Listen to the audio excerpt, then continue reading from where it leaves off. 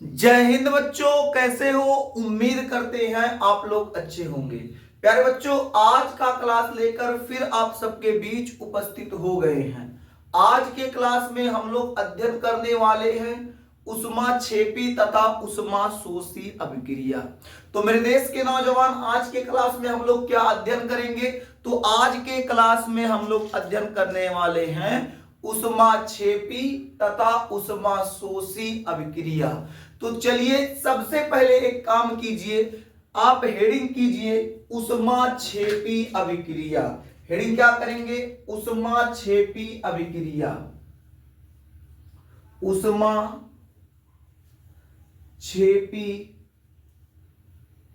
अभिक्रिया।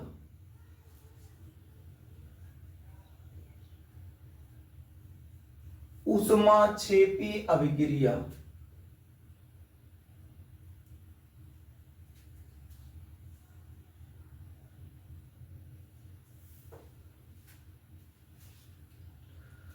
अब बात करें अगर ऊष्माक्षेपी अभिक्रिया की, तो ऊष्माक्षेपी अभिक्रिया क्या होता है? ध्यान से सुनिएगा। ऐसी अभिक्रिया जिसमें ऊष्मा निकले, ऊष्मा निर्मुक्त हो, ऐसी अभिक्रिया को ऊष्माक्षेपी अभिक्रिया कहते हैं। अर्थात परिभाषा के रूप में अगर देखा जाए तो वह रासायनिक अभिक्रिया जिसमें ऊष्मा निर्मुक्त होती है, ऊष्मा निकलती है, ऊष्माक्षेपी अभिक्रिया कहते हैं। यहां देखिए क्या लिखेंगे? वह रासायनिक अभिक्रिया, वह रासायनिक अभिक्रिया, वह रासायनिक अभिक्रिया जिसमें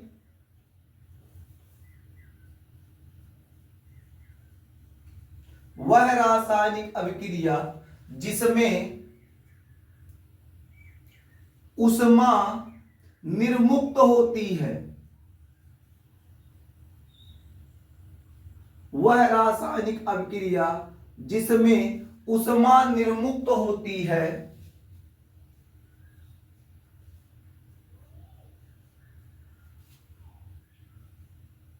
ऊष्माक्षेपी अभिक्रिया,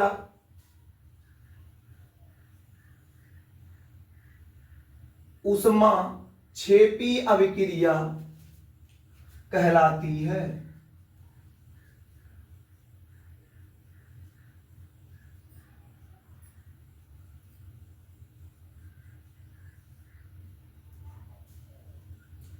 यानी कहने का मतलब क्या है? ऐसी अभिक्रिया जिसमें ऊष्मा निकले, ऊष्मा निकले।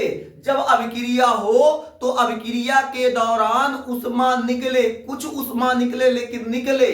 जब अभिक्रिया के दौरान ऊष्मा निकलेगा, क्षेपित होगा, तो उसे हम लोग क्या कहेंगे? ऊष्माक्षेपी अभिक्रिया कहेंगे। उसे हम लोग क्या कहेंगे? ऊष्माक्षेपी अभिक्रिया कहेंगे। अब कहेंगे सर समझ में नहीं आ रहा है, तो मेरे देश के नौजवान एग्जाम्पल द्वारा समझने का प्रयास करते हैं। एक एग्जाम्पल नोट करते हैं, फिर वहां से हम लोग देखते हैं ऊष्माक्षेपी अभिक्रिया। देखिए, बाय द वे मान लीजिए हमारे पास क्या है? एक कार्बन है और कार्बन की क्रिया हम लोग ऑक्सीजन से करा दिए। जब कार्बन की क्रिया हम लोग ऑक्सीजन से कराएंगे, जब कार्बन की क्रिया हम लोग ऑक्सीजन से कराएंगे तो कार्बन डाइऑक्साइड प्राप्त होगा। क्या प्राप्त होगा? Carbon dioxide. ध्यान से समझिएगा, जब कार्बन की क्रिया ऑक्सीजन से करा दिए तो कार्बन डाइऑक्साइड प्राप्त हुआ। इस अभिक्रिया के दौरान इसमें से बाबू ऊष्मा निकलेगा। कितना ऊष्मा? लगभग 94 किलो कैलोरी ऊष्मा इसमें से निकलेगा। लगभग 94 किलो कैलोरी ऊष्मा इसमें से निकलेगा। यानी जब कार्बन और ऑक्सीजन की अभिक्रिया होगी तो कार्बन डाइऑक्साइड का निर्माण होगा। जब कार्बन और ऑक्सीजन की अभिक्रिया होगी तो कार्बन डाइऑक्साइड का निर्माण होगा। इस अभिक्रिया के दौरान लगभग 94 किलो कैलोरी ऊष्मा निकलेगा। कितना? 94 किलो कैलोरी ऊष्मा निकलेगा। बात समझ में आ गया? एक एग्जाम्पल और देखते हैं। चलिए दूसरा एग्जाम्पल देखते हैं।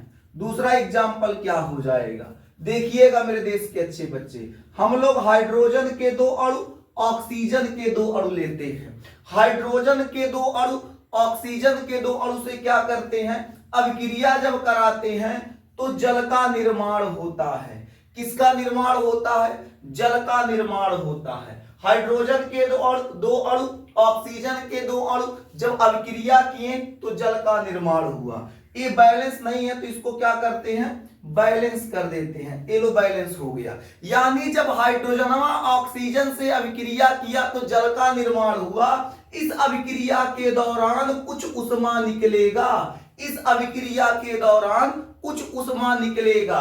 कितना ऊष्मा निकलेगा, 136.8 किलो कैलोरी, 136.8 किलो कैलोरी ऊष्मा इसमें से क्या होगा, निकलेगा, बाहर निकलेगा। एक तीर लगा दिए, इसका मतलब बाहर निकलेगा। यानी कहने का मतलब क्या है, वह रासायनिक अभिक्रिया जिसमें ऊष्मा निर्मुक्त होगी, निकलेगी, ऐसी रासायनिक अभिक्रिया को ऊष्माक्षेपी अभिक्रिया कहते हैं। समझ में आ गया। अब हम लोग समझते हैं ऊष्माशोषी अभिक्रिया। ऊष्माशोषी अभिक्रिया, हेडिंग करो मेरे देश के अच्छे बच्चे, ऊष्माशोषी अभिक्रिया। अब कहेंगे ऊष्माशोषी अभिक्रिया क्या है, यानी ऐसी रासायनिक अभिक्रिया, ऐसी रासायनिक अभिक्रिया जिसमें ऊष्मा लिया जाए, ऊष्मा का अवशोषण किया जाए, ऊष्मा का शोषण हो, खींचा जाए, तो ऐसी अभिक्रिया को ऊष्माशोषी कहेंगे। ऊष्माक्षेपी, ऊष्माशोषी दोनों में अंतर है। जो ऊष्माक्षेपी होगा इसमें ऊष्मा निकलेगा, ऊष्माशोषी में ऊष्मा खींचेगा, ऊष्माक्षेपी में ऊष्मा निकलेगा, ऊष्माशोषी में ऊष्मा खींचेगा। इसमें देखिए ऊष्मा निकल रहा है, ऊष्मा निकल रहा है। ऊष्माशोषी में ऊष्मा को लिया जाएगा, खींचा जाएगा। यानी कह सकते हैं वह रासायनिक अभिक्रिया, वह रासायनिक अभिक्रिया, वह रासायनिक अभिक्रिया जिसमें, वह रासायनिक अभिक्रिया जिसमें ऊष्मा का, जिसमें ऊष्मा का अवशोषण होता है, ऊष्मा का अवशोषण होता है, अवशोषण होता है, ऊष्माशोषी अभिक्रिया कहलाती है। ऊष्माशोषी अभिक्रिया कहलाती है। ऊष्माशोषी अभिक्रिया, अभिक्रिया, अभिक्रिया कहलाती है। तो क्या लिखा गया मेरे देश के नौजवान, देखिएगा ध्यान से एक बार, वह रासायनिक अभिक्रिया जिसमें ऊष्मा का अवशोषण होता है, लिया जाता है, ऊष्माशोषी अभिक्रिया कहलाती है। यानी जिसमें ऊष्मा लिया जाएगा उसे ऊष्माशोषी अभिक्रिया कहेंगे। इसमें एग्जाम्पल के तौर पर हम लोग लेते हैं नाइट्रोजन के 2 अणु, इसकी क्रिया ऑक्सीजन के 2 अणु से कराते हैं। जब नाइट्रोजन का 2 अणु लिए उसकी क्रिया ऑक्सीजन से कराएं तो बाबू यहां ऊष्मा की आवश्यकता पड़ेगी, यहां ऊष्मा लिया जाएगा। तीर नीचे इसका मतलब ले रहा है, ले रहा है, ये तीर ऊपर है इसका मतलब निकलेगा। यानी जब नाइट्रोजन की अभिक्रिया ऑक्सीजन से कराएंगे, नाइट्रोजन की अभिक्रिया ऑक्सीजन से कराएंगे, यहां पर ऊष्मा लिया जाएगा। जब यहां पर ऊष्मा लिया जाएगा तो क्या होगा, किसका निर्माण होगा, तब निर्माण होगा नाइट्रोजन मोनोऑक्साइड का। किसका निर्माण होगा, नाइट्रोजन मोनोऑक्साइड का। अब इस अभिक्रिया को संपन्न करने के लिए उष्मा लिया गया, उष्मा को लिया गया। जब उष्मा लिया गया तो इस प्रकार की अभिक्रिया को उष्माशोषी अभिक्रिया कहेंगे। क्या कहेंगे मेरे देश के अच्छे बच्चे? उष्माशोषी अभिक्रिया कहेंगे। क्या इतना बात समझ में आ गया? एक बार बोल दीजिए जल्दी से। तो उष्माशोषी अभिक्रिया क्या हो जाएगी? ऐसी अभिक्रिया जहां पर उष्मा लिया जाए, ऐसी अभिक्रिया जहां पर उष्मा लिया जाए, उष्माशोषी अभिक्रिया कहलाएगा। क्या कहलाएगा? उष्माशोषी अभिक्रिया कहलाएगा। दूसरा एग्जांपल जल्दी से चेक कर लेते हैं। PCl5 ले लेते हैं। क्या लेते हैं? PCl5, potassium pentachloride. Potassium pentachloride क्या करेगा? विभाजित तब होगा, अपने अणुओं में तब टूटेगा जब इसमें उष्मा लिया जाएगा। जब इसमें उष्मा लिया जाएगा तो क्या होगा? तब ये जाके अभिक्रिया संपन्न होगा। उसके बाद PCl3 का निर्माण करेगा और Cl2 का निर्माण करेगा। यानी मेरे देश के नौजवान, ऐसी अभिक्रिया जिसमें उष्मा लिया जाता है उष्माशोषी कहलाता है, जिसमें उष्मा निकलता है उष्माक्षेपी कहलाता है। इतना बात अगर समझ में आ गया तो मेरे देश के अच्छे बच्चे इसे नोट कर लीजिए, फिर आपको उपचयन तथा अपचयन अभिक्रिया पढ़ा दिया जाए। नोट कीजिए।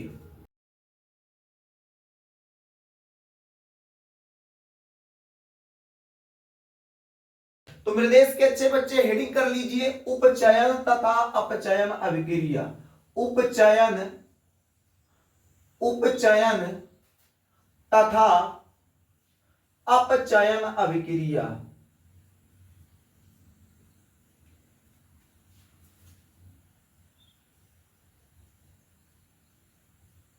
तो अब हम लोग क्या पढ़ेंगे?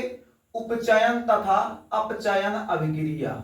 देखते हैं उपचयन जो है और अपचयन जो है वो अभिक्रिया क्या है। यानी अब हम लोग शुरू करेंगे उपचयन और अपचयन अभिक्रिया। अगर बात किया जाए उपचयन अभिक्रिया और अपचयन अभिक्रिया की, दोनों में अंतर क्या है, दोनों की परिभाषा क्या है, दोनों का उदाहरण क्या है, तो दोनों को हम लोग एक साथ लेके चलेंगे। सबसे पहले आप हेडिंग कीजिए उपचयन अभिक्रिया। उपचयन अभिक्रिया।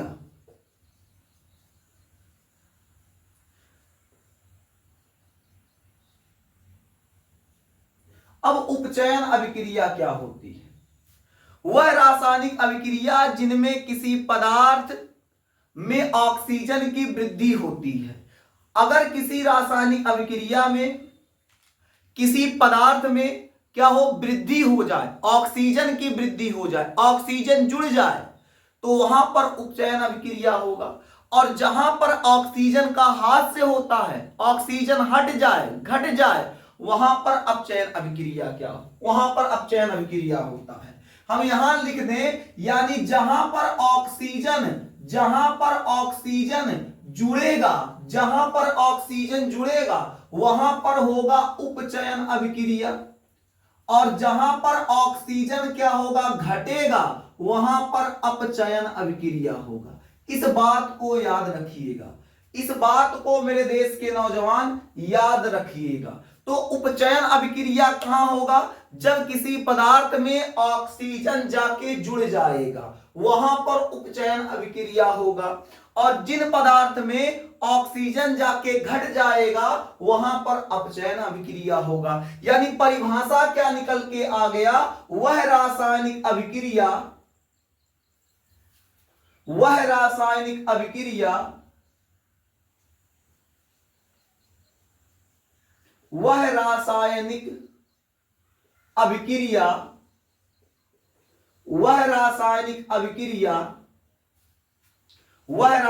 अभिक्रिया जिसके किसी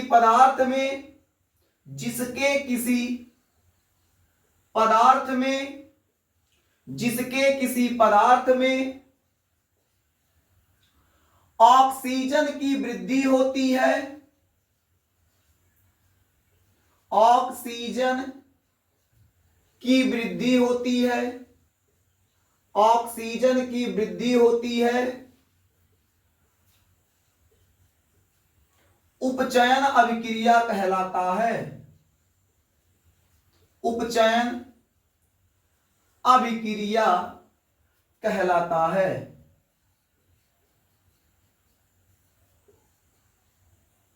उपचयन अभिक्रिया कहलाता है। यानी क्या लिखा गया है? वह रासायनिक अभिक्रिया जिसके किसी पदार्थ में ऑक्सीजन की वृद्धि हो, यानी ऑक्सीजन जुड़ जाए, वहां पर क्या होगा? उपचयन अभिक्रिया। यहीं पर अपचयन भी नोट कर लेते हैं। अपचयन अपचयन अभिक्रिया क्या होता है? अपचयन अभिक्रिया क्या होता है? तो हो जाएगा क्या? वह रासायनिक अभिक्रिया, वह रासायनिक अभिक्रिया, वह रासायनिक अभिक्रिया जिसके किसी पदार्थ में, जिसके किसी पदार्थ में, जिसके किसी पदार्थ में ऑक्सीजन का हास्य होता है, जिसमें जिसके किसी पदार्थ में ऑक्सीजन का हास्य होता है,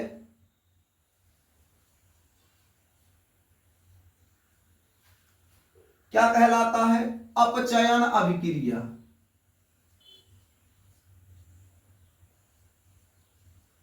अपचयन अभिक्रिया कहलाता है। यानी क्या लिखा गया? वह रासायनिक अभिक्रिया जिसके किसी पदार्थ में ऑक्सीजन का क्या होता है? ह्रास होता है, यानी ऑक्सीजन घट जाता है, वहां पर अपचयन। यानी जिसके साथ ऑक्सीजन जुड़ेगा वहां उपचयन, जिसके साथ ऑक्सीजन घटेगा अपचयन। ऑक्सीजन जुड़ेगा उपचयन, घटेगा अपचयन, ऑक्सीजन जुड़ेगा उपचयन, घटेगा अपचयन। बात समझ में आ गया? एग्जाम्पल से समझते हैं मेरे देश के अच्छे बच्चे। एग्जाम्पल देखते हैं। एग्जाम्पल संख्या 1 की बात हम लोग करें। यहां देखते हैं हम लोग क्या, ये है कापर। कापर की क्रिया हम लोग किससे करा दे? तो कापर ऑक्साइड लेते हैं। कॉपर ऑक्साइड की क्रिया हम लोग हाइड्रोजन के 2 अणु से कराते हैं। ACuO है जिसकी क्रिया हम लोग क्या किए? हाइड्रोजन के 2 अणु से करा दिए। जब एक क्रिया करेगा तो होगा क्या? ये ऑक्सीजन जो होगा, ये ऑक्सीजन हाइड्रोजन से क्रिया करेगा। ये ऑक्सीजन हाइड्रोजन से क्रिया करके H2O बना लेगा और कॉपर को क्या करेगा? किनारे कर देगा। और कॉपर को क्या करेगा? किनारे कर देगा।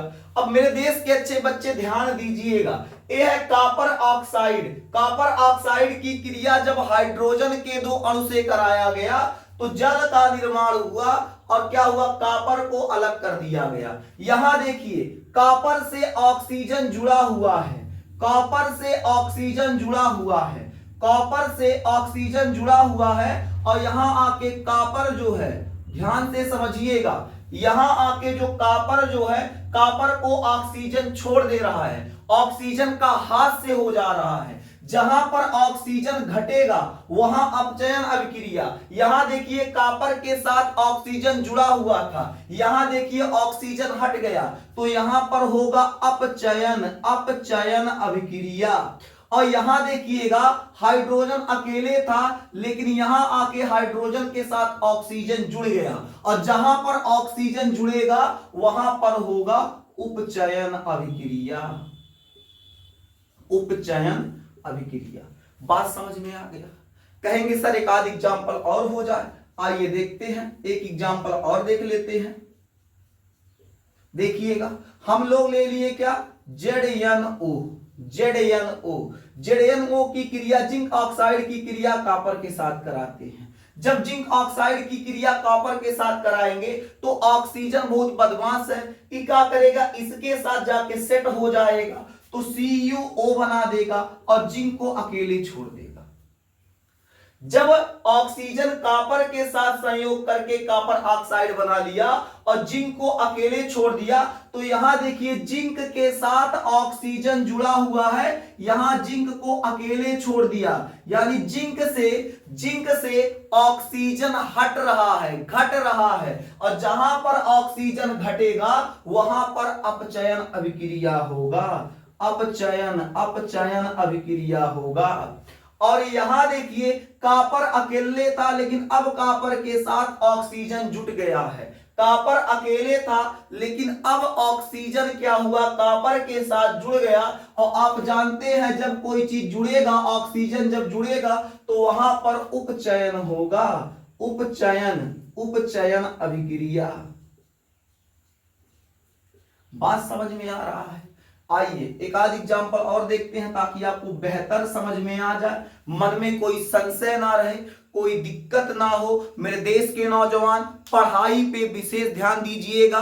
पढ़ाई आपके जीवन का एक मूल हथियार है जो जिससे आपको आगे चल के युद्ध करना है। और मेरे देश के अच्छे बच्चे एक बात याद रखिएगा, एक बात याद रखना है कि विद्यार्थी के जीवन में पढ़ाई और मरीज को दवाई बहुत आवश्यक है। अगर विद्यार्थी को पढ़ाई समय से ना मिले, विद्यार्थी को पढ़ाई समय से ना मिले और मरीज को दवाई समय से ना मिले तो दोनों की जिंदगी तहस नहस हो जाएगी। इसलिए मेरे देश के नौजवान, विद्यार्थी को पढ़ाई और मरीज को दवाई समय से मिलना बहुत आवश्यक है, बहुत ज्यादा ही आवश्यक है। आगे बात करते हैं, हम लोग क्या करते हैं, ZnO ही लेते हैं। क्या लेते हैं? ZnO ही लेते हैं। यहां ZnO की क्रिया किससे करा दे? ZnO की क्रिया हम लोग कैल्शियम से करा दिए। जब ZnO की क्रिया कैल्शियम से करा दिए तो हमको क्या मिला? कैल्शियम के साथ ऑक्सीजन फरार, बचा क्या? Zn। अब यहां देखेंगे आप लोग, मेरे देश के नौजवान, अब आप लोग बताइए Zn के साथ ऑक्सीजन जुड़ा हुआ है, यहां ऑक्सीजन का हाथ से हो रहा है, ऑक्सीजन घट रहा है। जब ऑक्सीजन घटता है तो वहां पर कौन सी अभिक्रिया होती है? अपचयन होता है। और जहां पर ऑक्सीजन जुड़ता है, यहां देखिए कैल्शियम के साथ ऑक्सीजन जुड़ रहा है, जहां पर ऑक्सीजन जुड़ता है वहां पर उपचयन होता है, उपचयन अभिक्रिया। उम्मीद करते हैं मेरे देश के नौजवान आप लोग अपचयन तथा उपचयन अभिक्रिया समझ लिए। आज रासायनिक अभिक्रिया के जो प्रकार था वो समाप्त हो गया। रासायनिक अभिक्रिया के जो 6 प्रकार आपको पढ़ाए थे वो 6 प्रकार आज समाप्त हो गया। आज के लिए बस इतना ही, फिर मिलेंगे आपसे अगले क्लास में, तब तक के लिए जय हिंद।